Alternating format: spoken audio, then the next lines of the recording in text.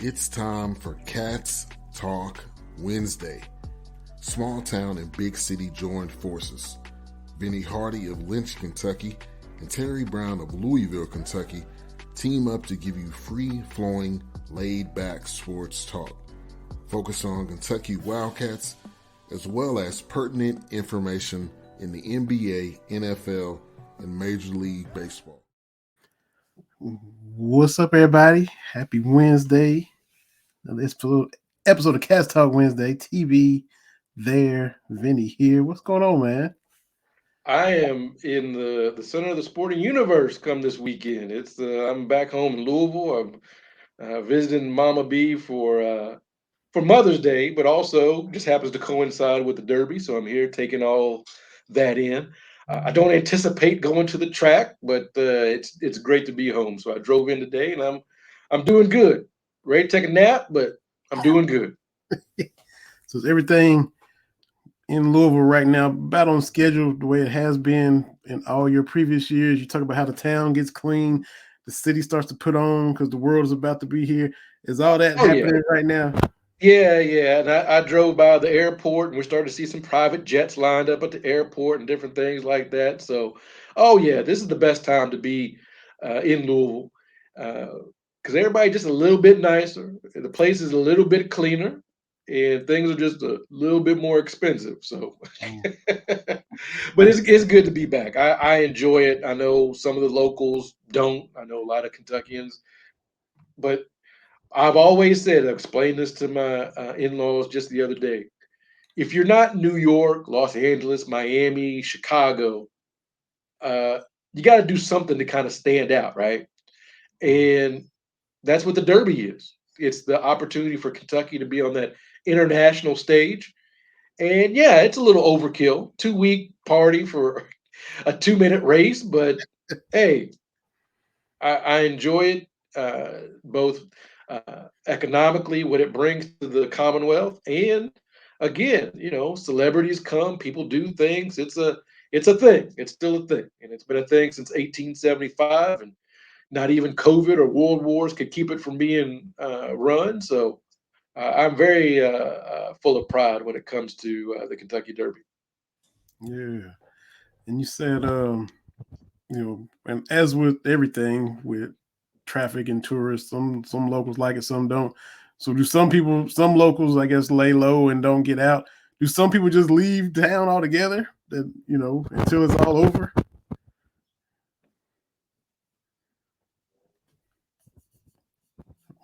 Lose TV. Uh-oh. There you go. I hear you still. Yeah, I was just wondering, like some people. Can you see me? Yeah. It's froze. I hear you. There you go. I don't know what's going on. Mm-hmm. I did that the other day. I was on somebody's podcast. They could hear me fine, but me looking at myself, I was froze up. So I just kept talking and doing. Yeah. But, okay. Well, your question, it's one of the few things, sporting wise, that occurs in the same place every year. Like Super Bowl goes from city to city, Final Four goes from city to city. Of course, the World Series and the NBA Finals and NHL is all teams where the teams are playing. So for me, yeah, it's a little bit of an inconvenience. You have an influx of people. There's going to be roughly 100,000 plus at Churchill Downs. So you got a lot of people coming in, a lot of out of town plates, a lot of people wandering around town. But I'm okay with that. Some people do leave for the week. Some people rent out their house if they're close. You can. This is, like I said, it's a good money maker. If you live close to the track, you can Airbnb your house. You can do parking the day of. So my thing is, you can be mad about it, but it's not stopping. Right. That's for so sure. Be mad and just try to get through. If you need to get out of town, get out of town. But like I said, I enjoy it. I'm a big fan, big proponent. Don't ask me about horse racing because I don't know, but I certainly enjoy it. I hadn't looked lately, but is it supposed to be maybe a little a non-rainy derby this time? Because it was a long streak of some rainy derbies. Is it A chance for good weather this time? I believe now that I'm looking, there's a 50% chance of rain on Saturday, 67 degrees, which I think is one of the best weather days we've had in a while. I actually looked this up the other day. Bear with me. I looked up just the weather on Derby because I was trying to explain, one year we had sleet and snow. Yeah. I can't remember. Anyway, but yeah, I think it was like 1989. It was sleet, it was snow, it was yuck. And the last couple haven't been fantastic, but I think this year, now I don't think it's rained during the Derby. We've had torrential downpours, and there was the one year there was a lot of mud, but usually the sun will poke through when it's time for the Derby. Yeah. So excitement is hard to believe it's that time of year, but it really is. The first Saturday in May is about to be here in a couple of days, and about 6:00 pop on NBC and see what Kenny Rice is talking about and all the coverage and Randy Moss, all those guys, Tirico if he's there, and who's who and what's what, and see what everybody's doing. So yeah, always exciting to check that Derby out. And Janet Jackson, the new addition, doing a concert, I think Derby night. Oh, okay. Okay. I ain't got it like that, but some people I know are going, but not I. Didn't you have a celebrity encounter one time for the Derby though? You ran into some people before though, right? Was it Warren Moon or something, or was it? Yeah, it was Warren Moon. Actually, I looked. I think it was like 9 years ago, 8 or 9 years ago at this point. Yeah, Friday night, my first wife and I, we were. I can't even remember why we were downtown. I think we were doing some kind of charity event because there's all kinds of parties, and we're walking through the hotel, and I said, "That's Warren Moon." And she had to go do something, and I just walked up to him, very, very nice. I said, "Warren Moon." He said, "Yeah." And we had a nice conversation. Told him about how me and my dad enjoyed watching him play, run and shoot, and all that kind of stuff. Very, very pleasant encounter. So lots of celebrities just, that Friday evening is the place that's the best time to hang around downtown because it's just celebrities coming in and out of the fancy hotels downtown. There's parties. You just walk around, you'll see all kinds of people. I'd forgotten, Michael Jordan came the one year, and that was a big event. Queen of England came one year, that was a big event. Surprisingly, Tom Brady's not coming this year. I know he's been to like 4 or 5 in a row, and yeah, so you'll see celebrities. Again, it's not for everybody. Some people don't like the Derby, blah blah blah blah. But I'm a big fan. And Warren's a big dude too, and I mean, once you got up on him, big guy. Yeah, it looked to me like he could still get out there and throw. Like it just looked to me like he could, if they needed him to do a drive or two, looked like he could still do that. At that point, yeah, still in good shape. So man, good stuff. Good stuff. It's with a lot of the Kentucky media kind of covering the Derby. A lot of them are consumed by this, so we got to get some of them on in the future. But we got our guy coming up, Craig Bates, who's been on multiple times at different points to give us some hockey knowledge. He played hockey at UT. He's got the swag with the fan gear barn. He always has Kentucky stuff, Cubs stuff, Niners stuff, Cowboy stuff. He always got to kind of get stuff that appeals to our fandom. And so we get to talk to Craig here in a few minutes. Always fun talking with him. In Kentucky news, last time we were on, we was leading up to the NFL draft. Hadn't happened yet. So that Friday, it really went off with Wandale going early in the second round to the Giants. Josh Pascal going to Detroit.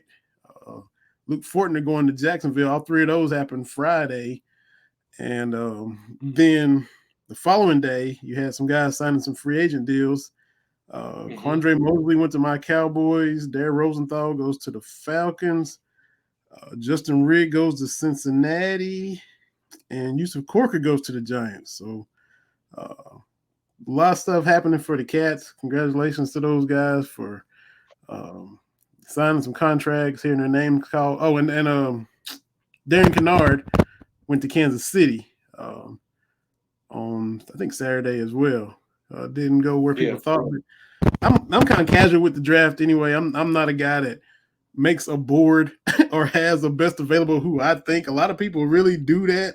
And I check in, see where the cats go, see what Jerry and my Cowboys are doing, and then I just kind of peep at where the other big names go. Oh, this dude from Alabama went here, and that's kind of how I roll with the draft every year. I'm just kind of casual with it.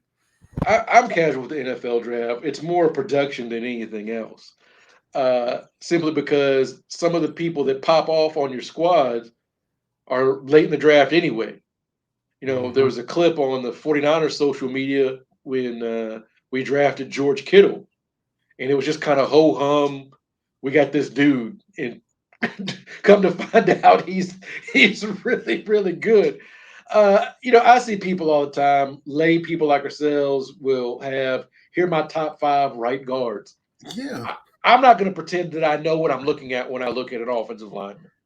I know the Kentucky dudes because I watched those games. I'm like, oh, okay. Darren Kennard, that okay, Fortner. I like those guys I know, but I couldn't tell you around the country, 120 the FBS squads. I couldn't tell you who's. I don't watch like I whatever to each their own, but I don't have a where I go 5 deep on punters and that kind of thing. That's not my thing. I don't even really pay attention to get like I said to who the 49ers get. I know we got Purdy from Iowa State, Mr. Irrelevant this year.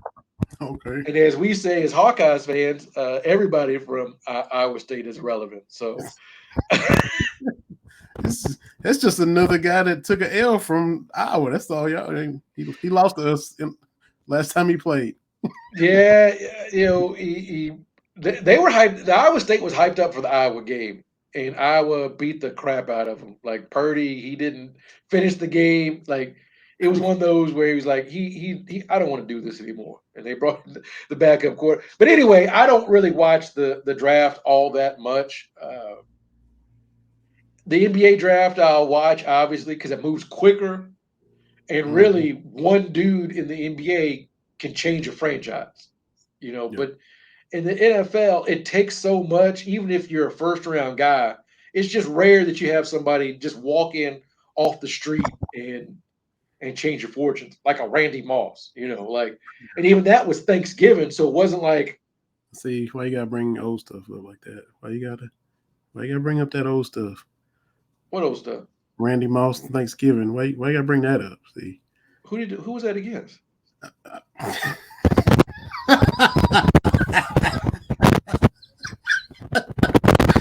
Out there toying with my boys, man, just having his way. Anyway, so I don't get into the draft. Darren Kennard, that situation went a lot later than people thought he was going to go. Something happened because it was. So I don't know if it was. Look, he said some things that I don't necessarily agree with, but the NFL, they don't care. The NFL, look, if you can play, you can say crazy stuff, right? Like we've seen Aaron Rodgers and Kirk Cousins and other dudes say stuff that you're like, what? What's the name? Richie Incognito, Kyle Yeah, Turner. you can say all kinds of stuff, but if you can play, they don't care. Yeah. Obviously, you look at the market for Deshaun Watson, a dude I would be like, I don't know, but that's saying crazy stuff isn't enough to get you disqualified from playing professional sports, let alone the NFL. So I don't know if there's more to it. I heard, and again, you don't know what's what. I heard that the maybe he didn't interview that well. I don't know, but he's in a great spot in Kansas City. Yeah, sure. Because as long as Patrick Mahomes is back there as offensive lineman, you just kind of got to get in the way. You just kind of got to get in the way and move around. It's not like I'm exaggerating a little bit, but it's not as technical as some other places because the quarterback can make you look good. So I hope he hangs on. I'm very happy for Wandale to come back to Kentucky and be able to show his wares because talking to our friend Adam Jacoby before the bowl game, that covers Iowa, and he said Nebraska didn't know what they were doing with it. Like that was clear. And as we were talking leading up to the Citrus Bowl, he's like, "You guys know what you're doing with him." Like, yeah, go long. Like, throw him 100 balls, throw him 100 and some odd balls all year, and let him, yeah. So I'm glad we're and Josh Pascal from getting over melanoma and just being a great person off the field. We kind of get into this little cliche, he's better man off the field than he is on the field, but that's true. And for him just to come back and not only not miss a beat, but get better. Kind of pre all that, he was okay. He was pretty good, but to do what he did in the SEC and to become a second round pick, wow. I remember the show where Stoops had the press conference announcing that Schlarman and Pascal both were dealing with what they were dealing with, and how visibly shaken he was, telling the media, and excited about the season, fired up, and then boom, that hits him. And I still remember he was literally, shook having to announce that. And that's what, 4 years ago now? Yeah. And my biggest takeaway is Kentucky losing talent, and then there doesn't appear to be a drop off for next year. When before, if we had 3 or 4 guys drafted, you knew there was going to be a drop off. Yeah. It was one of those things where everything kind of fell right for this one season. People got drafted, drop off, right? We kind of saw that, with Tim Couch and Craig East, drop off. We kind of saw that with Andre Woodson and those guys, drop off. And here we are, potentially, we're going to have the school's all-time leading rusher, again, barring injury and that kind of thing, is playing right now. He's only 1,200 yards away or whatever it is. And to me, that says volumes. You look at the list of draft picks over the last 4 years, and Kentucky's in the top 20 nationally. That's ridiculous. It is. At the top in the SEC, more than Tennessee, more than, all these South Carolina, more of these programs that are supposed to be better. And that's what kills me is the recruits come in and South Carolina is better, right? Tennessee's better. Maybe Missouri's better or whatever. And we're on the field better than those teams. I know Tennessee fans, head-to-head, whatever. SEC stated Kentucky's better, right? So better on the field performance and sending dudes to the league. So if the rankings are accurate, y'all not coaching them up. We coaching them up, right? Taking these 3 and 4 stars and making them first 2 rounds of the NFL draft. It's, after Josh Allen left, still not a drop off, and now he's tweeting out, happy to be able to play with Luke Fortner again because he's coming to Jacksonville. We're still, or maybe I'm speaking for myself, we're still wrapping our head around getting used to having this consistently good, almost to the point they're reloading in football. Another 10-win season. They get outside of South Carolina stuff. They're getting talked about by those that know you're getting respect from the coach Kubelicks and this guy and this analyst, and Will Levis is getting a lot of hype, and the CBS sports guys were talking about him. If you don't know him, get to know him. And this is, and Stoops is used to this. We're the ones that had to get used to it. He came from Florida State. He was doing this as the defensive coordinator for them. He did it in Miami, coaching Ed Reed. This ain't nothing to him, but it's for us who've been used to all this losing for years. This is like, whoa, this is unpleasant stuff to get used to. It's awesome. I certainly like I said, there's no drop off, and we're used to that in men's basketball, right? We're used to, all right, for years and years, great players come, they leave, and we're right back. We're used to that. I'd have to tell these young kids, Cal didn't invent this. You look at that '96 team and all those dudes that went to the league in '97, right back. And then those dudes went to the league. Any other program in a year, you lose an Anthony Epps from '97, you lose obviously Ron Mercer, you lose Derek Anderson. That sets a lot of programs back, Mm-hmm. and then you're right back in it, right? So, for the football side, you got to get used to it Yeah. because Will Levis going to be playing for. He's going to get his name called next year. Yeah. Possibly Chris Rodriguez, possibly some other folks. So it could be a situation moving forward where Kentucky is a 4 or 5, maybe 6 or 7, getting 6 or 7 guys drafted every year. Nope. The argument could be made that Kentucky is cementing itself as a top 25 team. That argument can be made.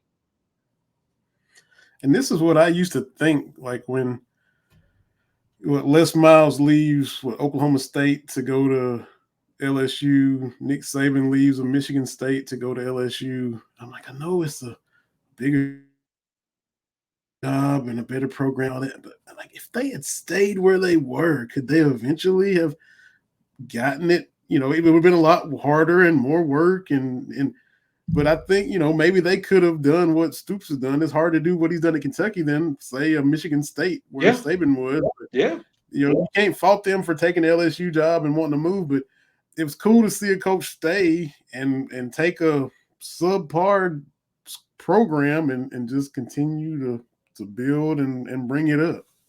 Yeah, and we've talked about it before, and I'm no mind reader. I'm no friends with Mark Stoops, but it just seems like, again, he's played at Iowa. He's got that Iowa mindset. You find a place where you're comfortable, where you know what you're doing as far as a program, and you stay put. Mm-hmm. Iowa's had barely 3 coaches in our lifetime. Like the Steelers.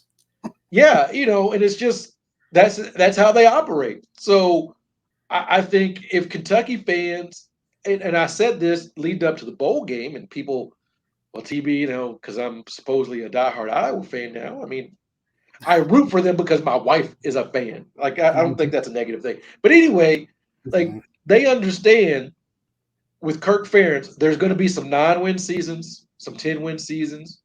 You may dip down to a 4-win season, but you'll be right back up. You'll beat a Michigan every now and then. You'll beat Ohio State every now and then. And there's nothing wrong with that, right? They're not asking for Ferentz to be in the bowl. I almost said bowl championship series, but the playoff. Mm-hmm. It's been so many things. I'm old now. And I think Kentucky fans, that's a great place to be, right? You're 8 or 9 wins most years. If things break right, like Iowa this year, you make it to the Big Ten championship game. Mm-hmm. There's nothing wrong with that, because keep in mind that even when they dip, they're still beating Iowa State like 9 of the last 10 years or something like that. Still beating Nebraska like 7 straight times. And then there's somebody else they play for a trophy. Minnesota, they play for something. So beat your rivals, beat a big boy every now and then, and go to a decent bowl. That's not a bad place to be for college football. And it's not accepting mediocrity. It's just saying this is what the program is. We used to beg and pray for 6 wins. Can we just get to 6? And now it's consistently 8 and 9, and you get to the bowl game and win 10. And so, can you argue if Mark Stoops gets to the point where we are beating Louisville with regularity like we have? Now, you're not going to blow Louisville out every year. You're not going to win 15 straight, right? But if you get to a point where it's like you've won 9 or 10 against Louisville, that's a check for me, right? You get to the point where you're beating Tennessee, like you're above 500 against Tennessee. That's a check, right? And Houston then didn't even beat them. Now we have seen some wins against them. Should have a right, couple more, but for the longest, we didn't know what it's like to beat them. And our guest, who is a Tennessee alum, played hockey for the Vols. He is in their Hall of Fame for his play on the ice. No disrespect to what we were saying that Kentucky, we want to see Kentucky beat them in football. He knows we want to see Kentucky beat Tennessee in football. We're talking about Craig Bates, our guest, who's been on here multiple times. Now we get to see him, TB, because we're on Roku, but he's come on at the start of hockey seasons. He's come on at the end when the Stanley Cup trophy's been hoisted. He's come on in the middle of the season. Anytime, he always brings us so much knowledge and so much fun to interact with him. We got our guy Craig Bates hopping on right now. What's going on, Craig? I was gonna say, I don't know that seeing my face is actually a good thing now. As I always said, I got a face for radio, but I still have most of my teeth, so that's good. But gentlemen, good afternoon to you. And even though I am a UT alumni, I played hockey at UT. I'm not like one of these people that just demands blah blah blah, big orange. It's just, as long as it's good and it's fun, hey, that's all that matters, right? So I'm glad. Now, Vinny, the only thing I'm going to say is we got two guys with glasses, one guy without. I'm just saying you might need to get some, like, some of those fashion glasses or something. And TB, I'm not sure. I see the minor league baseball logo there. Is that an Iowa Cubs hat or is that somebody else on you? it is the Iowa. They do these promotions. Oh yeah, It's not the Demons. It's the DeMarino. I need to ask, but yeah. yeah, It's it's one of the the alternate. whole Copa thing when they do, Yes. they do the different Yeah. stuff. So hey, Yeah. So the this, man bringing thanks the to my Copa left hat is eye. all that matters to me. And Vinny, I'm seeing you. You're not wearing a hat again. I don't know Yeah, if Vinny, I mean, if Terry should feel bad because he and I both have hats and glasses on, or you should be just the cool one because you got your Rockets thing on. But either way, it's good to see you, gentlemen. right. Stanley Cup playoffs time. I don't know if you've gotten to watch any of it, but it's already it's already getting crazy with my New York Rangers having a 3 overtime game last night, and then there was a big bunch of pushing, shoving, punching, bleeding in the first game between Toronto and Tampa.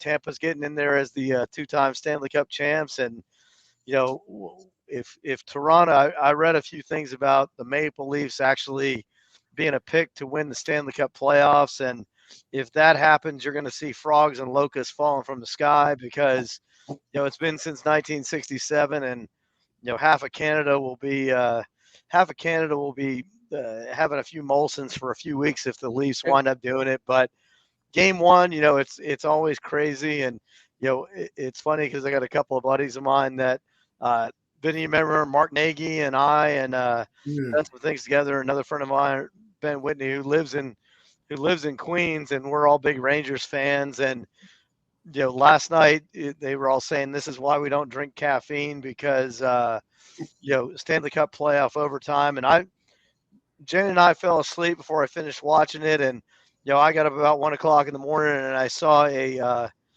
expletive laden text from Mark and from Ben, so I knew that the Rangers had lost. So, it's Stanley Cup playoff time. It's the way things work, and like I said, even for casual hockey fans, it's a great time of year, and it's a great time to see what's going to happen with this year's playoffs. Now we got everybody back in. We got people going to the games. Things getting loud. So it's going to be an interesting year in the Stanley Cup playoffs this year.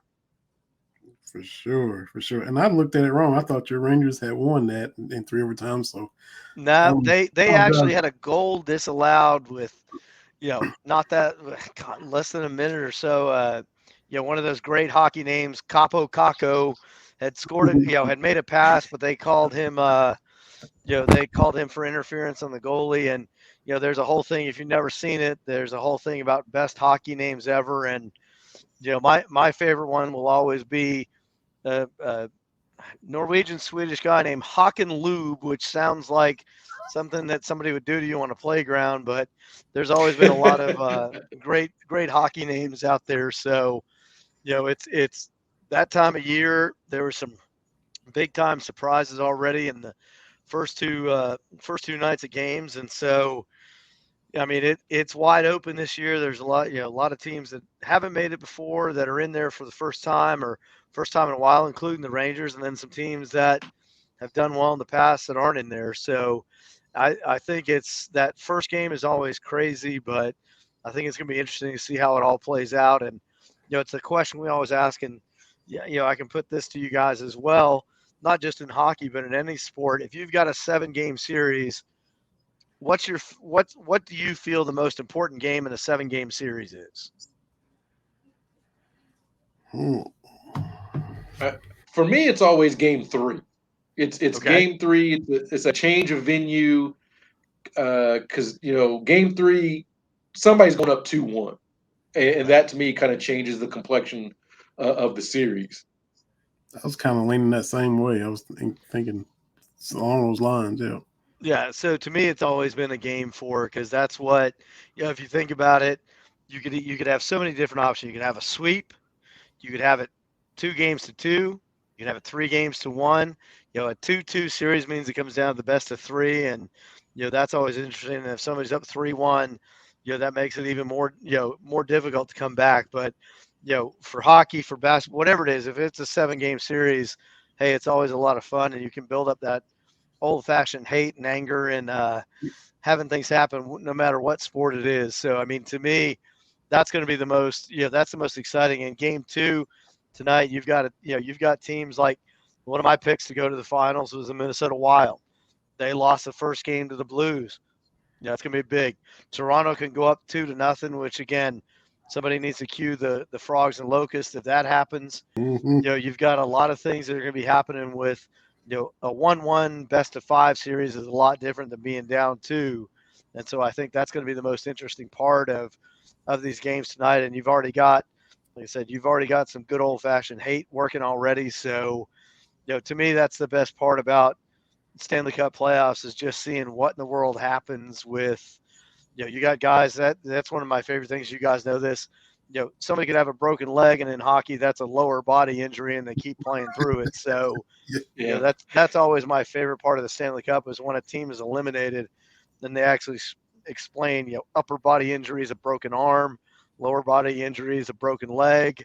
If some guy's head fell off, then that would probably be, an upper body injury. But I mean, that's the part for me is you see these guys running into each other, and there's so many storylines. You've got Ovechkin with the Caps, who tied the record for 9 50-goal seasons in a row, basically not counting the time off. You've got the Florida Panthers, who've never won, who was the number 1 seed in the East, and they already got beaten in game 1.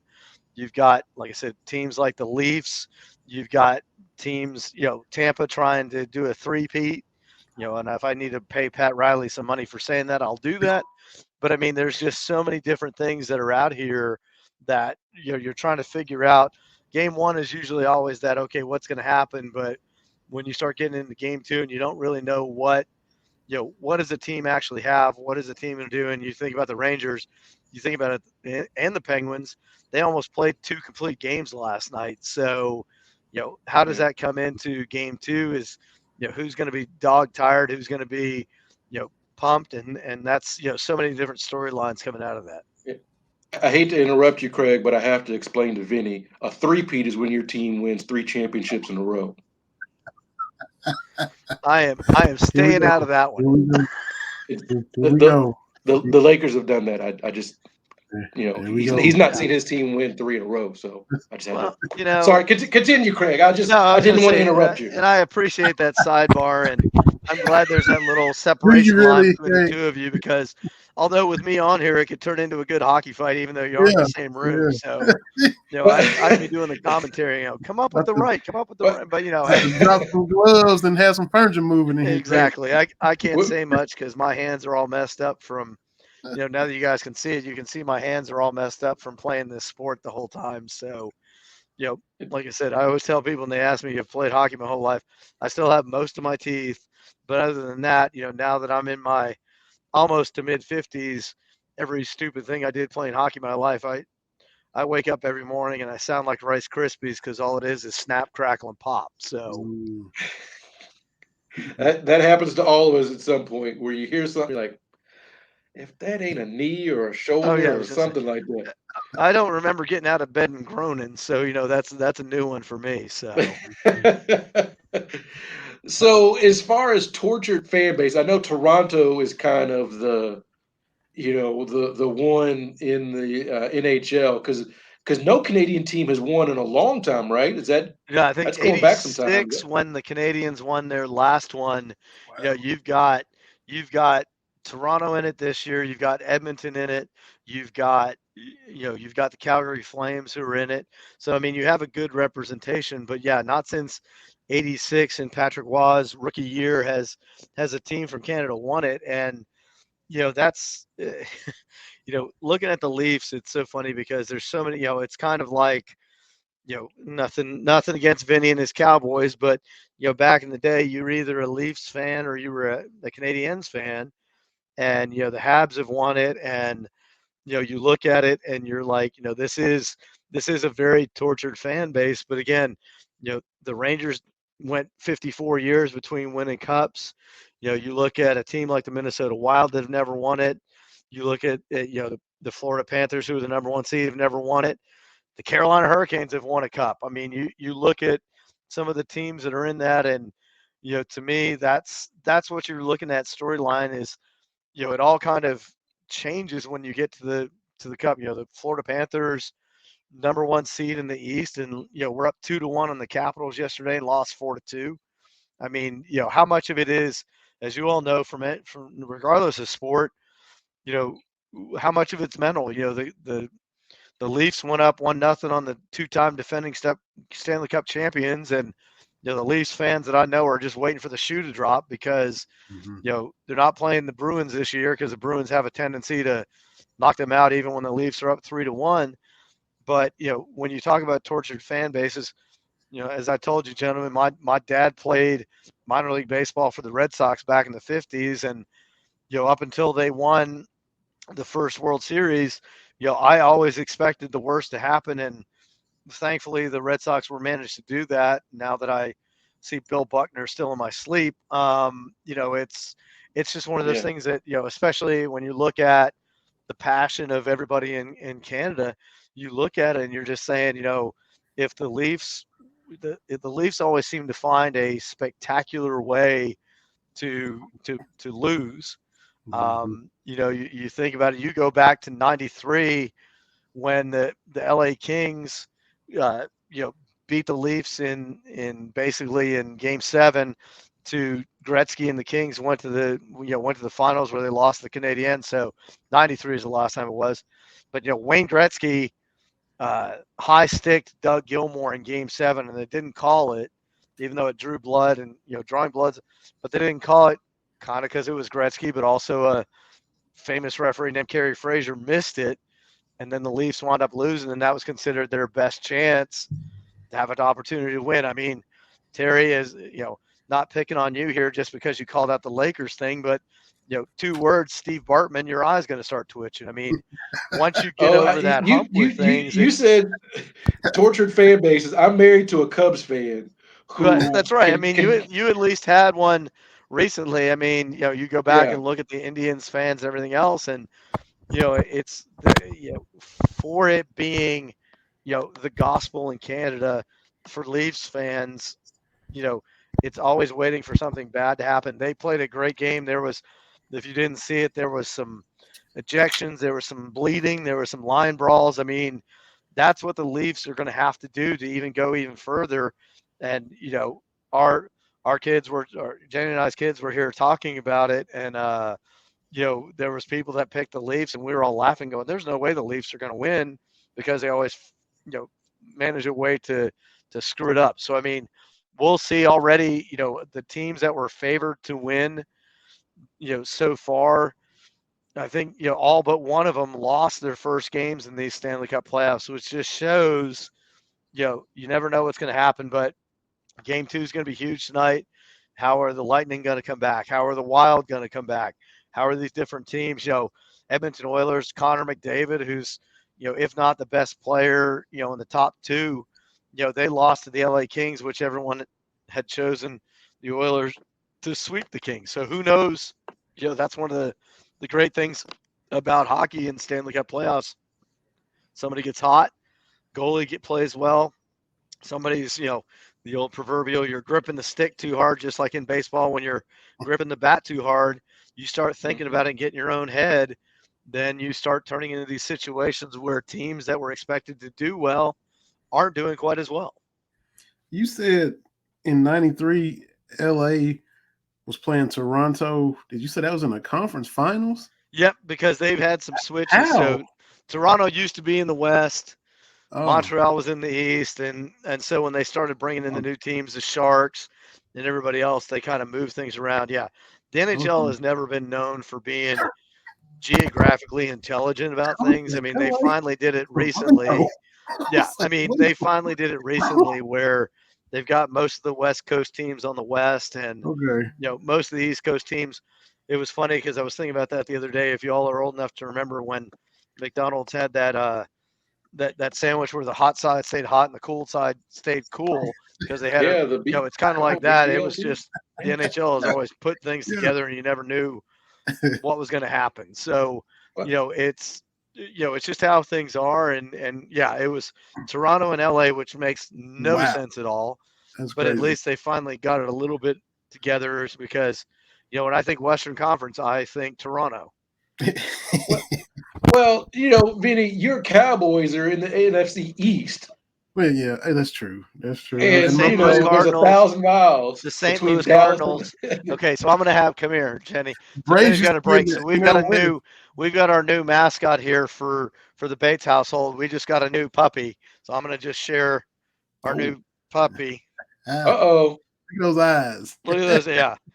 She's a mess. Her name's Millie. Jenny, you can see Jenny's arms in here on the side. She's waving at you guys. So anyway, so yeah, she was getting ready to take the puppy out. So, and while we're in the shameless plug part of things, I was going to have a mid change, but show you. I will test you, gentlemen.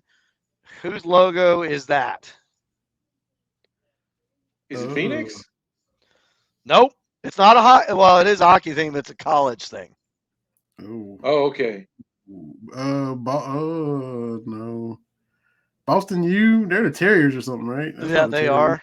If you get this, I'll be sending cash money your way because I don't know, and I'm a hat guy. Oh yeah, I know. So that would be the Alvernia Golden Wolves, which Jenny and I's older daughter Josie got a scholarship and is going to be playing women's college hockey in the fall. So if you look at us, we now we now have more Alvernia Golden Wolves stuff than any human I think in the planet.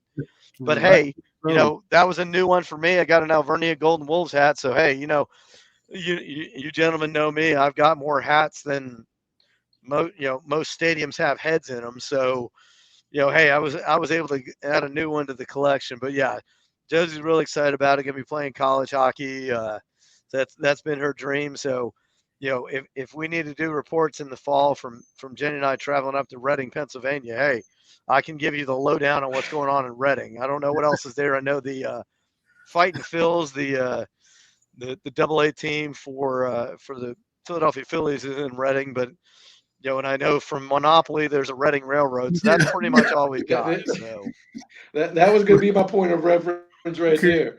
Congratulations! I mean that's pretty much, and yeah. And Josie just walked by wearing her Alvernia sweatshirt. So hey, we're never. You guys can talk as much smack as you want to now about UT. As long as you don't talk about Alvernia, I'll be happy with it. Yes, yeah. Congratulations to Josie for sure. Oh, absolutely. Y'all are proud of her. For sure. Yep. So now I'm gonna go back to the names because those hockey names. You're gonna be proud. These are some throwback names, but they watching Sports Center or something. They would always just kind of catch my ears because they just sounded cool. Maybe the one for alliteration, but like Jaromir Jagr was just a cool sounding name to me. Oh yeah, I'm like Jaromir Jagr. I mean cool that sounded like a hockey name, and the one that always the one that younger me and still to this day always cracked me up was there was a goalie that played in the league forever named Ron Tugnut. We're just going to leave it at that. Yeah. And so there's been, there's all these different names, and that's what I love that skit that was on Saturday Night Live when they were talking about, let's do that hockey because, there's, I see an S, a K, a J, and all in a row. So, some of the names that are out there, like I said, you've got guys named Arturs, and even the guy, like I said, Capo Caco. You've got names out there that are, that are guys that are not from these parts. Let's just put it that way. So. And Miroslav Shatan was the other one. That I always thought that sounded cool too. Miroslav. Oh yeah. I mean, there's some names. The other one that I'll see if you guys can pronounce this. First name was PER. Last name was DJOOS. I wouldn't even know where to begin. Honest to goodness, his name was Pear Juice. Wow. Yeah, I mean, that was there's like I said, you could win at Scrabble with some of the hockey names that are out there. So and like I said, it's for me, and Vinny, you and I and Terry have talked about this before.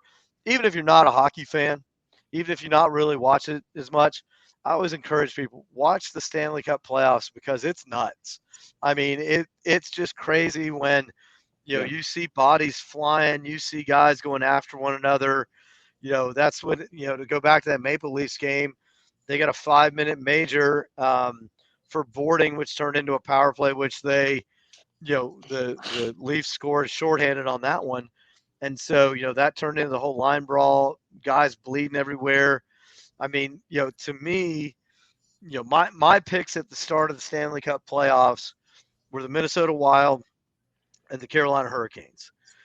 I think both of those teams are, have been created very well. I do think Florida has, the Florida Panthers have a chance to do something as well. But my picks at the start of the year were the Wild and Carolina Hurricanes. Carolina did well that first game, and and the Wild came up short against the Blues, because if you look at the Blues, before the Lightning won 2 in a row, the Blues had won 2 in a row. So again, there's the dynasty part of the playoffs and in the Stanley Cup and everything else.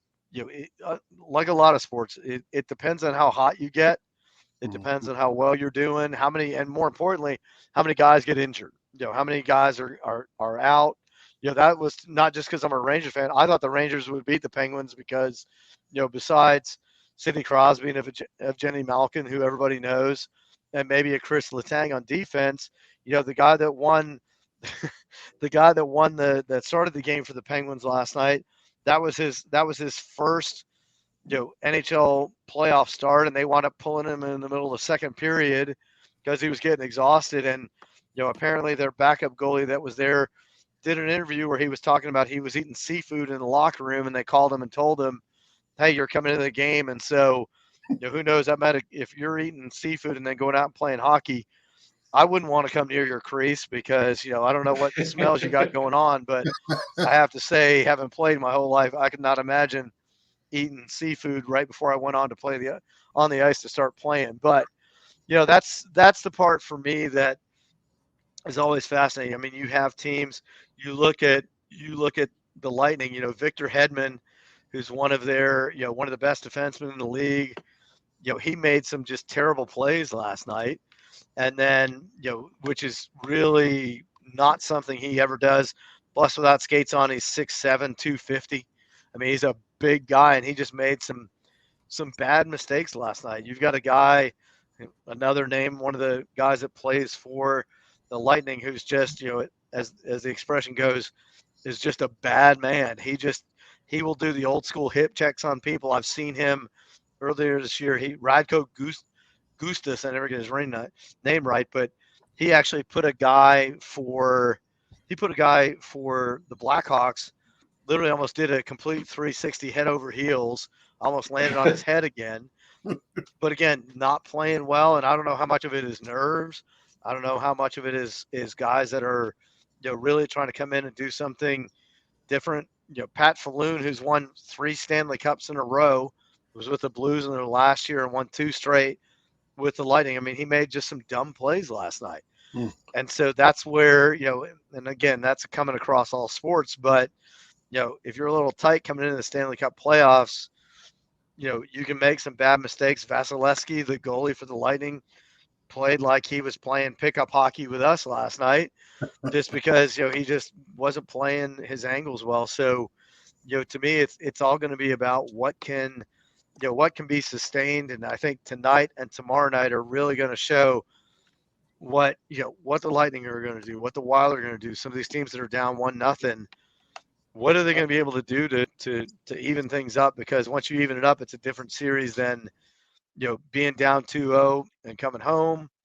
You can get another game at home, but that's where the game 4 part of it comes in. So, I think that's going to be a big part of it. And right now, after watching this first 2 nights of games, the Hurricanes are still good. Plus, I always have a soft spot for the Hurricanes because, they used to be the Hartford Whalers, and occasionally they wear the old Whalers jersey. So I've got a lot of memories of watching some terrible Whalers teams, but, they always look good. So sometimes, that's all you can hope for is that if your team's going to be terrible, at least they look good while being terrible. That's true. Sometimes they'll put stars on their helmets. Oh man, there you go. Hey, I'm with Terry on this one. I've always been a New York Giants fan. My dad and I, we used to go to RFK Stadium to to do things. And I think you both know my dad passed a year ago tomorrow, and I will tell you one of my favorite dad stories ever. So we would go to Redskins games or Washington football teams games in DC to root against them because my dad just couldn't stand them. So this was early 70s, and my dad, I get my sense of humor from my dad. So we're at a game, and Billy Kilmer was the quarterback, and Sonny Jurgensen was the backup, and Kilmer wasn't playing well. So everybody around us, and I don't, this will be an interesting one. The third string quarterback for the Redskins at that time was former Bengals coach Sam Weish. So, so they're playing. So everybody in the whole stadium is chanting, "We want Sonny. We want Sonny. We want Sonny." So they bring Jurgensen in. First pass, pick 6, ran back for a touchdown.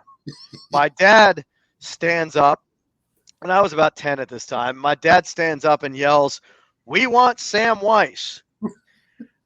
Right after that, I see my dad pitch forward, fell forward. And he gets up angry, and there's a little old lady behind him swinging her purse going, "You want another one, you SOB?"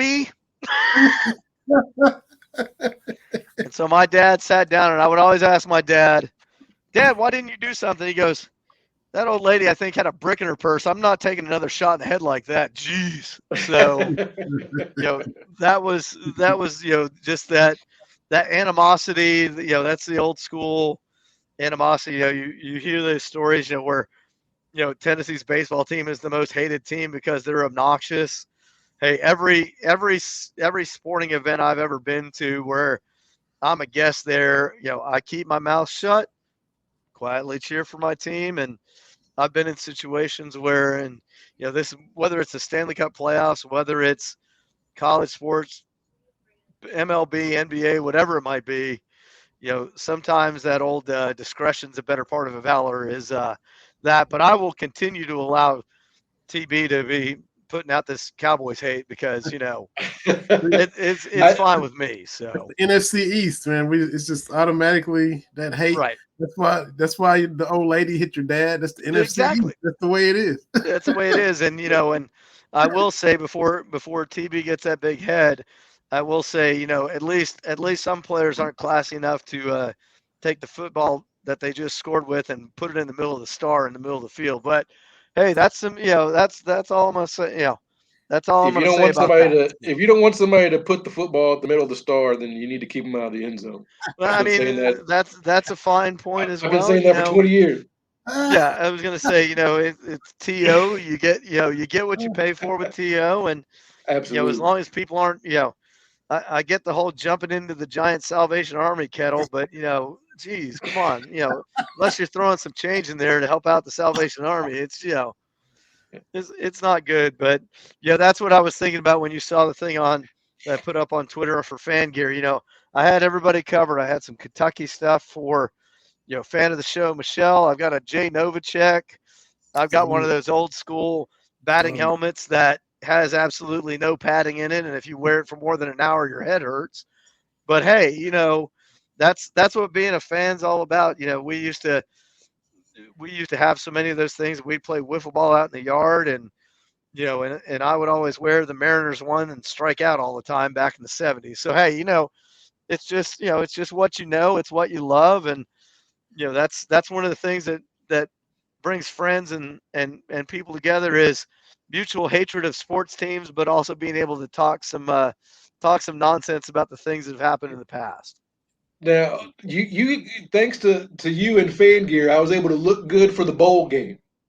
When Kentucky played Hey, Iowa in the bowl game, I had my Kentucky football jersey, and it was rough because the missus is an Iowa fan, oh yeah, oh yeah. Well, and and I remember seeing you out there in the snow, and it was in the it was hopefully keeping you warm because that thing, those game cut jerseys, they are not designed for somebody who's not used to wearing something. I have yeah. one or two of those that I've worn, and I think I forgot how to breathe, and I could see all the colors of the rainbow because I wasn't getting too much oxygen in my head. So, hey, Oh you yeah. were out there on the back porch in the snow.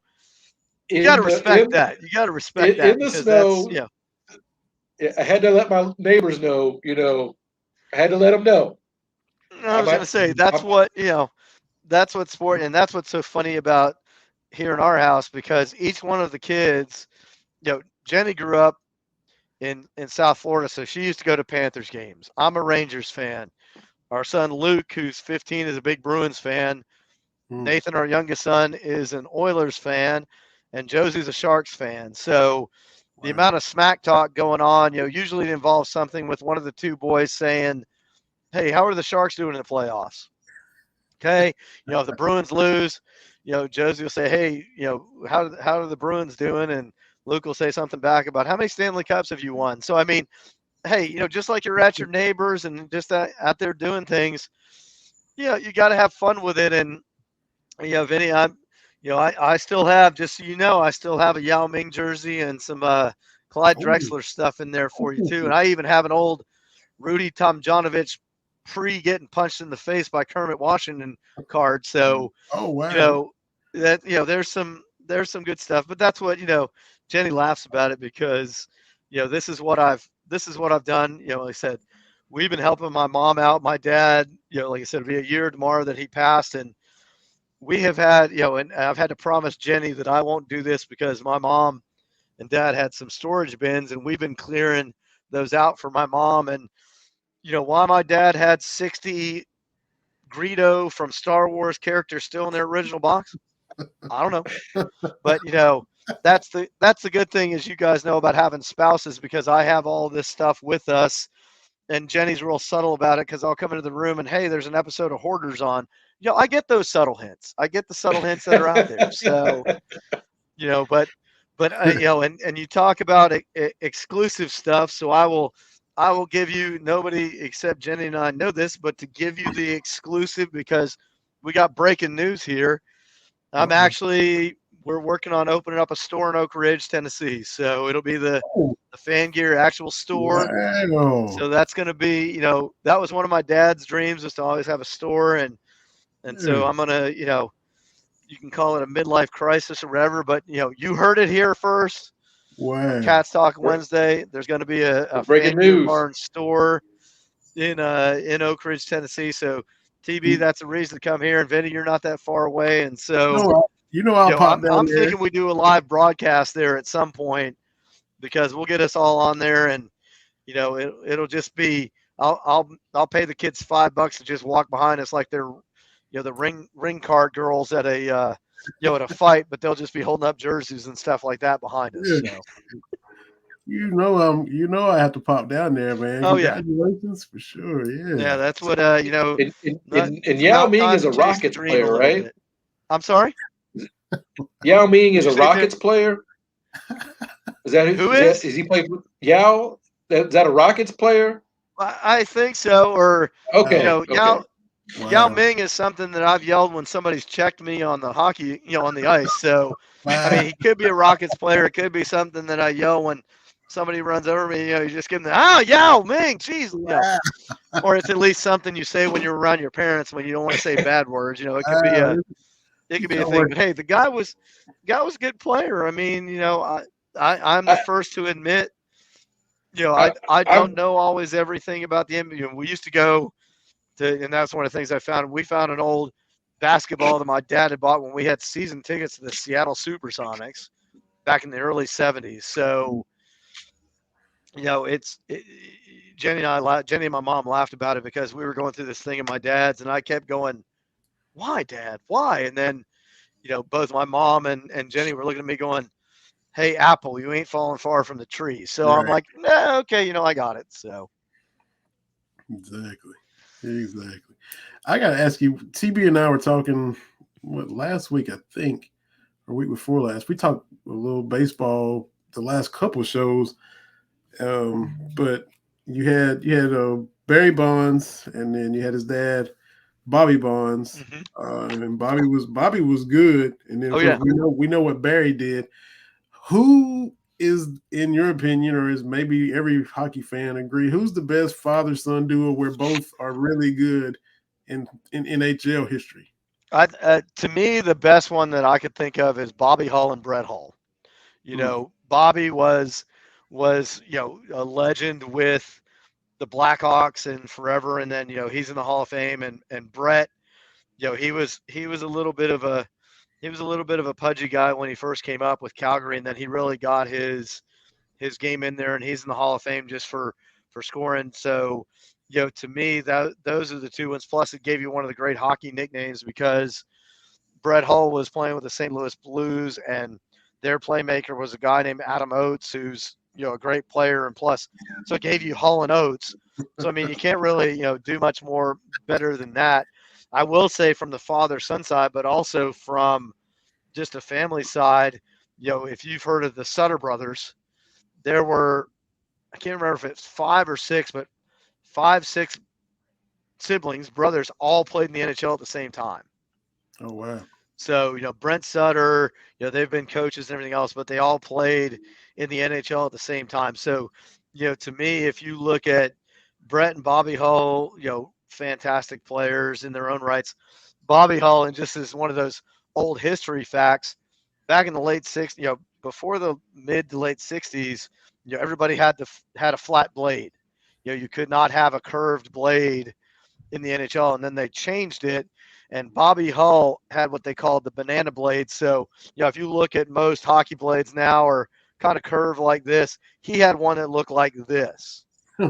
And, he could make that thing, I think he was the inspiration for the knuckle puck from Mighty Ducks 2, because, I mean, he could make that thing go. But he was a strong enough guy, just to give you an idea, hockey pucks weigh, 3 inches diameter, weigh like 5 or 6 ounces. He used to train with a solid steel puck. So, and he could make that solid steel puck go 80, 90 miles an hour. So it's like the old batting donut when you were playing baseball. You put that on there before you go out there and swing. I mean, he had just an absolute scary shot. And that's back in the day when not every goalie in the NHL was wearing masks. Yeah. There were a lot of barefaced goalies that were still playing. That's a trivia question. A guy named Andy Brown was the last NHL goalie to not play with a mask, and that was 1974. So, all of these goalies that were playing barefaced, and you got a shot coming in at 100, 103, 105 miles an hour, and you can't track it because it's not going straight. There's the old joke that goalies were a little crazy. Yeah, I could see that. So, but it's again, talking old goalie stories. There was a guy that was a goal in the NHL forever, Gump Worsley, who was one of the last ones to not wear a mask, and he was getting flack about the fact that from some doctor that was in the crowd that was screaming at him that he was a terrible goalie, and basically Worsley, because he had no mask on, shouted out at him, how would you like it every time a patient dies, a red light goes off and everybody boos at you? So, it's all about perspective as far as that's concerned. Yeah. Now, I had one question for you, Craig. Have you been following Chris Pronger on Twitter? He's been putting I, these tweet threads together to really kind of dive into, I know specifically hockey, and sorry, my mom's lawn service is going by. But his no, his hey, his Mama B's got to have her lawn good. I'll wait for that one. right outside the window. But just Chris Pronger and his tweet threads really illuminating what it means to kind of be a professional athlete and a hockey player. I don't know if you've checked those out yet. I have, and and one of the things about and again, I sort of call them prongs because everybody in hockey you have a nickname. Mine's always Batesy prongs. If there's you know Vinny, because you already have the Y at the end of it, you'd be Hards, and Terry, you'd be Brownie, because that's just there's not the most original nicknames in That baseball in hockey when people call things. There have been original nicknames. Yvon Corvier, who played for he was one of the fastest guys who played for the Canadians, was called the Roadrunner because he looked like the old '70s Roadrunner. But Prongs is an interesting guy. He was one of the first ones that he had come up, and when he got traded to Edmonton, his wife didn't want to be there, and he made it abundantly clear, I'm not staying here. And he got traded. He got himself a trade, and traditional hockey people are all up in arms. How can you let your wife dictate what you want to do, and how can you do this? And that's not the hockey way. And it's like baseball's unwritten rules. Some of those unwritten rules need to be knocked down. All I can think about is, was it Brian McCann from the Braves going crazy because someone's flipping a bat? It's that same thing. Hockey players are supposed to be quiet. They are, for the most part, quiet, respectful. Follow the guidelines. Don't make waves. Yeah, you've got a few personalities out there, but I mean, to me, it's really fascinating to kind of open up some of the things that people aren't that familiar with, especially from a hockey standpoint, because usually it's always that we're going to go out there and play hard and try and win, and blah, the thing every athlete has a tendency to say. But he's always been an outspoken guy, Hall of Fame guy who's got the credentials. And so for me, from hockey, but also from a pro athlete standpoint, everybody seems to always be worried about what's this going to do to their cred. What's it going to do to their ability to market themselves? I mean, you go back from a basketball standpoint, when all the things were going on with Hong Kong, and players were not saying a whole lot just because they didn't want to mess with the China market. So yeah, it took a guy, being retired and being a Hall of Famer to kind of lay it out the way it is. But I think for any sport, you know, guys should be able, guys and women, they should be able to have their own personality and talk about the things that are important to them. You look at it from a baseball standpoint, when these guys that are playing minor league baseball barely have two nickels to rub together, and half the time people are going, oh, but you're a professional athlete. Well, a professional athlete on macaroni and cheese 5 days a week is still a guy on a person on mac and cheese 5 days a week. So Oh, absolutely. I ate enough ramen noodles in college to know that I don't want to get back there. And so, that's just, I think it's good every time that you see someone who has the ability to use their platform to make things a little bit more widely known. I mean, you go back old school, was it Jim Bowden that wrote Ball Four? And that was like a huge scandal back in 1970, 71, because it really showed that, baseball players were idiots just like everybody else was. And, that's what, you put folks on a pedestal, and you see the pressure. That poor young lady that was the catcher at James Madison that ended her life this past weekend. I mean, nobody knows what these pressures are, and being able to talk about these things and being able to kind of, look at the pressures that pro athletes have. And like I said, everybody goes, oh, you're making this money. Yeah. Money didn't buy happiness. I mean, that's one of the oldest cliches in the book. And especially for college athletes, yes, NFTs are out there and they're doing all this other stuff. There's so much pressure there, and it's, to me, as I know it is to both of you, mental health is such an important thing that people are still have a stigma about it. And that, that needs to end because everybody struggles. Everybody has things they need to do. I mean, we're all human, but, sometimes when athletes go, well, I can't do that because, I don't want to ruin my brand or I don't want to seem weak.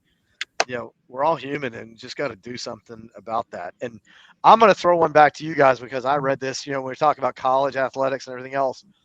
I don't know if you saw the story about the guy from the Miami Hurricanes where he's basically going to play out his option unless he gets a better NFT deal. I don't know if you guys saw that, but I wanted to get what you all think of that because I'm like, this is a strange, brave new world for college athletics when, college athletes are going to play out their option unless they get more money from an NFT. Yeah, I mean the athletes. I'm pro athlete when it comes to that. The system has been slanted one way for way too long. I know a lot of fans aren't, they don't like it, but the NCAA had a chance to get ahead of this, right? The NCAA, we knew this was coming. Once Ed O'Bannon sued, I mean that might have been 2000. It's been at least 20 years, right? Oh, yeah. Once he sued over that video game, and then they went to court, and the courts were like, "Yeah, what you're saying makes no sense." We knew this day was going to come. And so the NCAA didn't want to do anything. And so now we're out here in the wild, wild west, right? Right. Mm-hmm. And that's why I like seeing people like Dabo Swinney who are proving to be, nothing against Clemson, the team.